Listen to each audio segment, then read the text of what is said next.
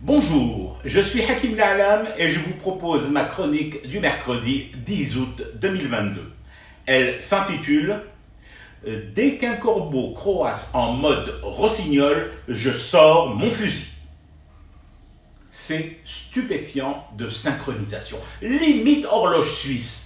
Il a suffi que les autorités annoncent et rendent effective l'exploitation du gigantesque gisement de minerai de Rajbilet et que dans la foulée, Gigi fixe un délai, un cap à ne pas dépasser pour la conversion obligatoire au solaire dans un certain nombre de segments de l'administration publique et de l'activité économique pour qu'il sorte du trou. Qui sort du trou ? Une espèce saisonnière, une espèce que l'on pensait rare, mais qui a finalement profité de l'abri naturel qu'offrent les voies souterraines pour proliférer. Et là, c'est promenade pour tout le monde, sortie rando et pérorage. Comme dans un boys band où rien n'est laissé au hasard, tout est réglé comme du papier musique. Ces experts géo trouvent tout, disent à peu près la même chose, délivrent le même diagnostic et la même ordonnance. Le projet Rajbilet est-il vraiment rentable ?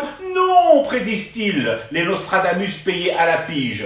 Et Solaris 1000 est-il réalisable d'ici 2023, date butoir fixée par les autorités ? Abadan, assènent les nouveaux dieux rats de la finance Kaba. J'entendrais presque le fouet du dresseur qui ordonne ainsi avec force à cette meute, hurlant et crachotant sur nous le désespoir, d'intensifier leurs mauvaises prédictions, d'accroître l'amoncellement de nuages bien sombres, bien noirs au-dessus de nos têtes et d'annoncer la fin du monde, enfin la fin de notre petit monde si par malheur nous renoncions à nos énergies fossiles. Mais enfin les camarades experts, où êtes-vous allé chercher que la Désédie souhaitait laisser tomber ses énergies traditionnelles, gaz et pétrole ?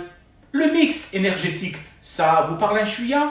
Ça vous dit encore quelque chose ? La possibilité enfin permise et exploitée pour nous et par nous d'être multitâches, de poursuivre l'exploitation de notre sous-sol, d'en extraire de manière rationnelle gaz et pétrole, concomitamment à celle du minerai de fer, à échelle aujourd'hui mondialement reconnue, tout en signant enfin notre entrée dans les énergies propres comme le solaire.